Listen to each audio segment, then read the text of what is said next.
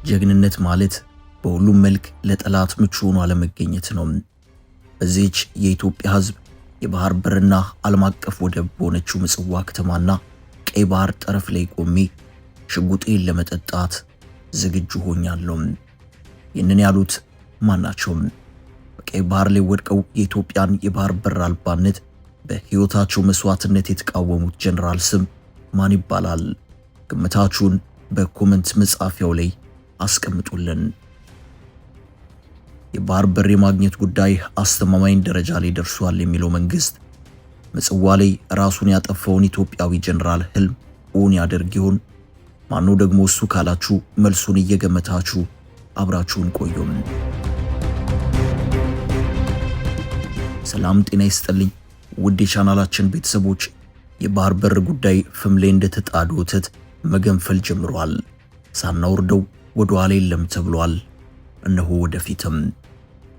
በዛሬው ዝግጅታችን የዛሬ 37 ዓመት ለሻቢያ እጅ አልሰጥም ብሎ ምጽዋ ላይ ራሱን ስላጠፋው ኢትዮጵያዊ ጀነራል ምጽዋ ስትያዝ ስላደረገው ንግግርና በሻቢያ በኩል ጦርነቱን የመሩት ሰዎች ጴጥሮስ ሰለሞንና ስብሐት ኤፍሬም ዛሬ ስላሉበት አሳዛኝ ሁኔታ መረጃዎችን ይዘንላችሁ ቀርበናል።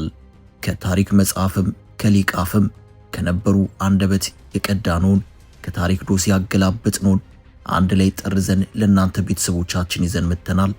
ከኛ ጋር ስትቆዩ የሚባክን ጊዜ የለም። በመሃል አዲስ አበባ ጀማዋን ግንባታቸው 90 በመቶ የተጠናቀቁ አፓርታማ ቤቶችን በ10% ቅድመ ክፍያ ብቻ ከዳኮርድ ሪል ስቴት ከ4 ወር እስከ 1 ዓመት ድረስ ጥንቅቅ ብለው የሚረከቧቸውን ቤቶች ከ623 ሺህ ቅድመ ክፍያ ጀምሮ አቀረብንላችሁ። ባለ 1 ባለ 2 እና ባለ 3 መኝታ ቤቶችን ከ80 ካሬ እስከ 135 ካሬ ድረስ 10% ብቻ ከፍሎ በወራት ውስጥ ቤቶን ይረከቡ። ዘመናዊ አፓርታማው የከርሰ ምድር ውሃ፣ ሰፊ ቴራስ፣ በቂ የልጆች መጫወቻ እንዲሁም በቂ መኪና ማቆሚያ የተሟላለት ነው። ይምጡ ይጎብኙን። በወራት የሚገቡበትን ቤቶን ገዝተው ይመለሳሉ። 70/30 የብድር አገልግሎትን ማዘጋጅተናል። ለበለጠ መረጃ በ0911057674 ይደውሉ። ዳኮርድ በልዩነት የተገነባ።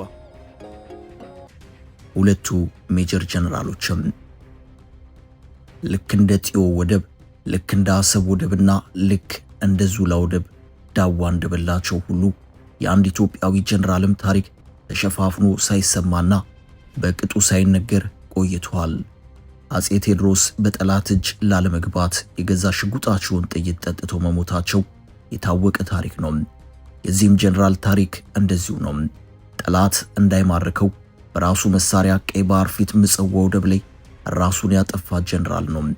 ብርጋዴር ጀነራል ተሾመ ተሰማ ይባላል። ጊዜው 1982 ነበር። ብርጋዴር ጀነራል ተሾመ ተሰማ የህዝባዊት ህብረተሰባዊት ኢትዮጵያ አብዮታዊ ጦር 6ኛ ክፍለ ጦር ዋና አዛዥ ነበሩ። ሻቢያ በ1980 በአፋበትና አካባቢውን ከተቆጣጠረ በኋላ አብዮታዊ ጦሩ በሰሜን ኤርትራ ካለው የሳል አውራጃ ለቆ ወጥቶ ነበር። ከዚያ በኋላ የሚያደርገው እንቅስቃሴ ሁሉ በደቡብ ኤርትራ የነበሩ ከተሞች በሻቢያ እጅ እንዳይወድቁ በመከላከል ላይ ያተኮረ ነበር። ይሁንና ሻቢያ ለ2 ዓመታት ያክል በደፈጣ ጥቃት የሰራዊቱን ይዞታ መጥቶ ከመመለስ ውጪ ጠንካራ ዘመቻ ለመክፈት አልሞከረም።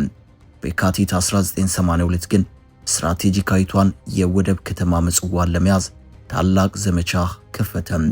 ይህንንም ዘመቻ ፈንቅል ሲሉ ሰይመውታል። ከዚህ ዘመቻ በኋላ ሻቢያ በታሪኩ ለመጀመሪያ ጊዜ ጀነራል መኮንኖችን በውጊያ ለመማረክ ቻለ። ብርጋዴር ጀነራል ተሾመን ግን ሻቢያ ምጽዋ ሲደርሱ ያገኘው አስከሬናቸውን ነው። በስፍራውና በቦታው የነበሩት የሆነውን ያዩትንም አይ ምጽዋ ብለው የጻፉት 50 አለቃ ታደሰ ቴሌሳ አልባኑ ሁኔታውንና አጋጣሚውን እንዲህ በመጻፋቸው ይገልጹታል።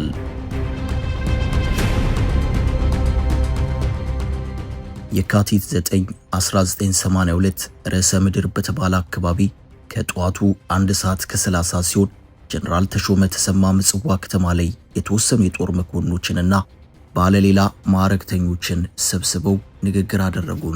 ሻቢያ ያለ የሌለ ኃይሉን ተጠቅሞ በእጅ ቦምብና በክላሽ በአሁኑ ሰዓት የከተማ ውጥረት ውጊያ በማድረግ ላይ ነው።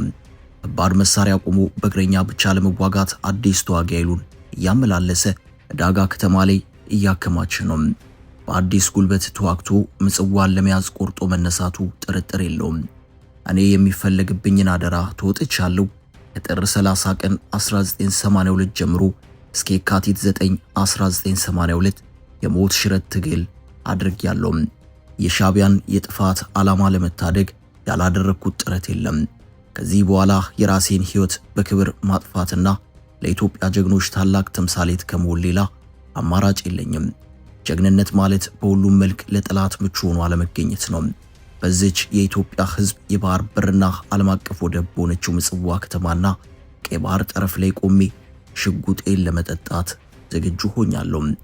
በእውነት እኔ ዛሬ ብሞት ብሸነፍም በታሪክና በመጪው የኢትዮጵያ ትውልድ ፊት አልሸነፍም።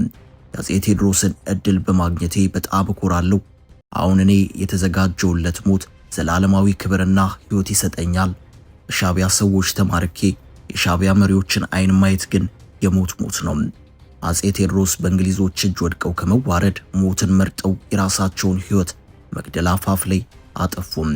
እኔ ደግሞ በተራዬ ከኢትዮጵያ ሕዝብና መንግስት የተሰጠኝን የጀነራልነት ማዕረግ ሳላስደፍር ለመንግስትና ሕዝብ በገባሁት ቃል ኪዳን መሰረት አቅሜ የፈቀደውን ያክል ተዋግቼና አዋግቼ ሻቢያን አራግፌያለሁ።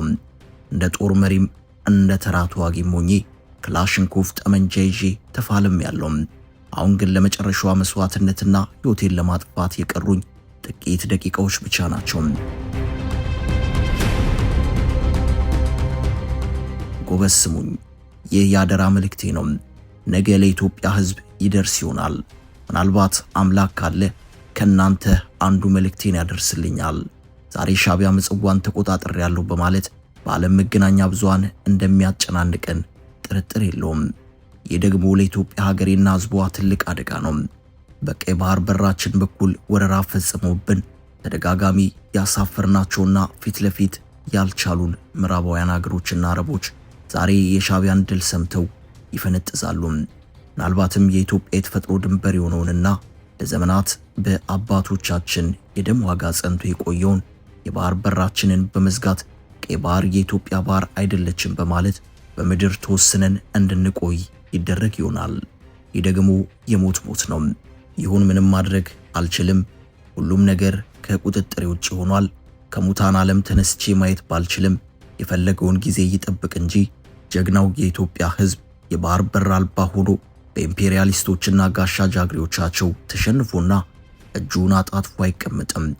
ይህ ከሆነ የአፄ ዮሐንስ የቀይ ባህር ተጋድሎ የራስ አሉላ አባ ነጋና የኔን ጨምሮ የአብዮታዊ ሰራዊት አባላት አጥንትና ደም በኢትዮጵያውያን ትውልድ ሁሉ እስከ ዘላለሙ ይፈርዳል።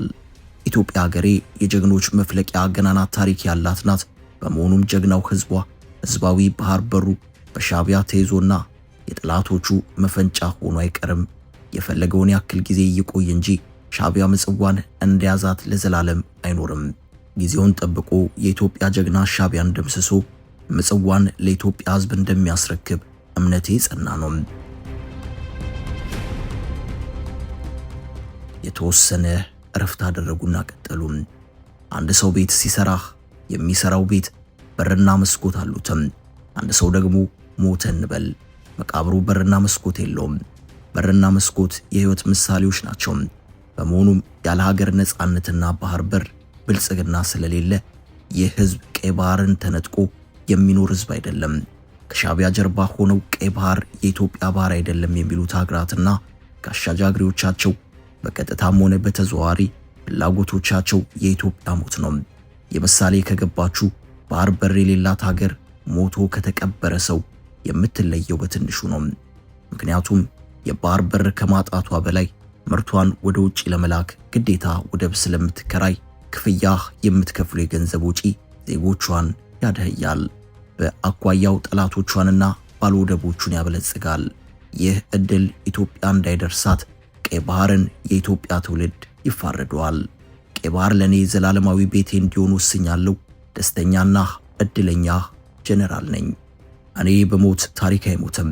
የኔ ታሪክ በእያንዳንዱ ኢትዮጵያዊ ህሊና ውስጥ እንደሚኖር ገምታለሁ። ቻው ቻው ማንም ሰው ወደ እኔ እንዳይጠጋሉና ጀነራል ተሾመ መኮንኖቹ ከተሰበሰቡበት ቦታ ተፈናጥረው ወደ ቀይ ባህር ጠረፍ አመሩም። የሰራዊት አባላቱ ተደናግጠው ከተቀመጡበት ተነስተው የጀነራሉን የመጨረሻ ፍጻሜ ለማየት እየዘገነናቸው እንባ በእንባ ሆኑም። አንዳንዶቹ ደግሞ ሕይወታቸውን ለማጥፋት የመሳሪያቸውን መጠበቂያ ከፍተው የጀነራል ተሾመን ምሳሌነት ለመከተል ተዘጋጁም። ጀነራል ተሾመ ከወደቡ በስተቀኝ ለቀይ ባህር ውሃ መገደቢያ በተሰራ ግንብ ጠርዝ ላይ ጀርባቸውን ወደ ቀይ ባህር ፊታቸውን ወደ ምጽዋ ከተማ አድርገው ቆሙ። ቀጥለው በእጃቸው የነበረውን ክላሽንኮቭ ጠመንጃ ወደ ቀይ ባህር ወረወሩና በወገባቸው ታጥቆት የነበረውን ኮልት ሽጉጥ አውጥተው አፈሙዙን ባፋቸው ጎርሰው የካቲት 9 1982 ዓ.ም ከጠዋቱ 2 ሰዓት ከ10 ቃታውን ሳቡተም። ድምፁ እንደተሰማም በጀርባቸው በቀይ ባህር ውሃ ላይ ወድቀው ሰጠሙም። ወዲያውም የጀነራሉን ሞት በምስክርነት ቆመው ካዩት መካከል መኮንኖችና ማዕረግተኞች በተለያየ መሳሪያ ሕይወታቸውን አጠፉም። ሌሎችም እንደዚሁም። በአጭር ደቂቃ ውስጥ አካባቢው ሬሳ በሬሳ ሆነም። ሁለተኛው ሜጀር ጀነራል ተሾመ ደግሞ የኢፌዴሪ መከላከያ ሚኒስቴር የውጭ ግንኙነትና ወታደራዊ ትብብር ዋና መምሪያ አዛዥ ናቸው። ከጠቅላይ ሚኒስትር አብይ አህመድ ድረስ ብዙዎች የቀይ ባህርና የኢትዮጵያን የባህር በር ጉዳይ ቢያብራሩም የሜጀር ጀነራል ተሾመ ገመቹን ያክል ጉዳዩን ያስተነተነ መንግስታዊ ኃላፊ አልታየም። ምናልባትም የምጽዋው ጀነራል ተሾመ ተሰማ አንድ ቀን መምጣቱ አይቀርም ያሉት ትውልድ ምሳሌ ናቸው። ከአንድ ወር በፊት ከፕራይም ሚዲያ ጋር ባደረጉት ቃለ መጠይቅ የባህር በሩን ጉዳይ ከታሪክ አንጻር፣ ከዲስታንስ ፋክቶር ወይም ለባህር ካለን ቅርበት አንጻር፣ ከተለያዩ እይታዎች አንጻር ሲተነትኑት ተሰምተዋል። የባህር በር ጉዳይ የሞት ሽረት ጉዳይ ነው ያሉት ጀነራሉ ለሞት ሽረት ጉዳይ ደግሞ ማንኛውንም ነገር ታደርጋለህ ሲሉ ተደምጠዋል። ጴጥሮስ ሰለሞንና ስብሐት ኤፍሬም። ይህ ኦፕሬሽን ፈንቅል የተባለ ዘመቻ የምጽዋ ወደብን ከትልቋ የአስመራ ከተማ የለያየ ሲሆን የአብዮታዊ ጦሩን የኤርትራ ክራሞት ያሳጠረ ነበረም። ይህንን ዘመቻ በዋናነት የመሩት ኢሳያስ አፈወርቂና ጀነራል ስብሐት ኤፍሬም ነበሩ። በግንባር ጦሩን የመራው ደግሞ ታዋቂው የሻዕቢያ ታጋይ ጴጥሮስ ሰለሞን ነበረም። ዘመቻ ፈንቅል በየዓመቱ ኢሳያስ አፈወርቂ ምጽዋ ወደብ እየተገኙ የሚያከብሩት ታላቅ የኤርትራውያን በዓል ነው። ከአውሮፓውያኑ 2001 ጀምሮ ግን ኦፕሬሽኑን በግንባር የመራው ኮማንደሩ ጴጥሮስ ሰለሞን ተገኝቶ አያውቅም። በእርግጥ ጴጥሮስ ሰለሞን በሕይወት መገኘቱም እጅግ አጠራጣሪ ነው። ምክንያቱም በ2001 ፕሬዝዳንት ኢሳያስ አፈወርቂ ስላሰሩትና ያለበት ስለማይታወቅ ነው። በዘመቻ ፈንቅል የተካፈሉት አጥቂና መካች ሁለቱም በስልጣናቸው የሉም። አንዱ በስር አንዱ ደግሞ በሞተም። በስር ላይ የሚገኙት ጴጥሮስ ሰለሞን ኤርትራ ሀገር ሆና ከቆመች በኋላ መከላከያ ሚኒስትር ሆነው ሰርተዋል። ዘብጥያ ሲወርዱ ደግሞ የኤርትራ የውጭ ጉዳይ ሚኒስትር ነበሩ። በሻዕቢያ ጦር ውስጥ የደህንነት ኃላፊ በነበሩበት ዘመን የኢሳያስ አፈወርቂ ተቃዋሚዎችን ከሻዕቢያ መንካ ወይም የሌሊት ወፍ እያሉ የመነጠሩት ሰው በኋላ ግን የስብሐት ኤፍሬምና የደህንነቶቻቸውን ክትትል ማለፍ ሳይችሉ ቀርተው ታሰሩ።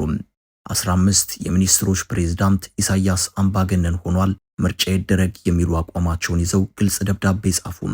ከነኚህ ሚኒስትሮች መካከል የውጭ ጉዳይ ሚኒስትሩ፣ የበረሃው የደህንነት ኃላፊ፣ የኦፕሬሽን ፈንቅል ኮማንደሩ ቀድሞ መከላከያ ሚኒስትር ነበሩ። እሳቸው ብቻ ሳይሆኑ ከራሳቸው ቤት ባለቤታቸው የአሳና የባህር ሀብት ሚኒስትር የነበሩት አስቴር ዮሐንስና ሌሎች ቅርብ ሰዎቻቸውም አብሯቸው ከታሰሩ 25 ዓመታት አለፉ። ሌላው ኦፕሬሽን ፈንቅል ሲደረግ ከኢሳያስ አፈወርቂ ጋር ከማዘዣ ጣቢያ ሲያዙ የነበሩት ጀነራል ስብሐት ኤፍሬም በሕይወት ቢኖሩም በደረሰባቸው የግድያ ሙከራ ሽባ ሆነው የቤት ውስጥ ሕይወት መግፋት ከጀመሩ ዓመታት ተቆጠረ። እናም በኢትዮጵያ በኩል 50 ሊደፍን ትንሽ የቀረው ጠቅላይ ሚኒስትርና በእድሜ ወጣት የሚባሉ ፖለቲከኞችና ወታደራዊ ጀነራሎች የባህር በር ጉዳዩን በሚጠይቁበት ጊዜ ወደ አስመራ ግን የዛሬ 37 ዓመት ኦፕሬሽኑ ሲደረግ የነበሩት ረጅሙና ባለረጅም ዕድሜው ሰው አሁንም በቦታቸው ናቸው። በመጨረሻም የሜጀር ጀነራል ተሾመ ተሰማ ትውልድ የተሰዋለትን የባህር በር ጥያቄ የነ ሜጀር ጀነራል ተሾመ ገመቹ ትውልድ ይመልሰው ይሆን? ጊዜ መልስ ይሰጠናል። ሰናይ ጊዜም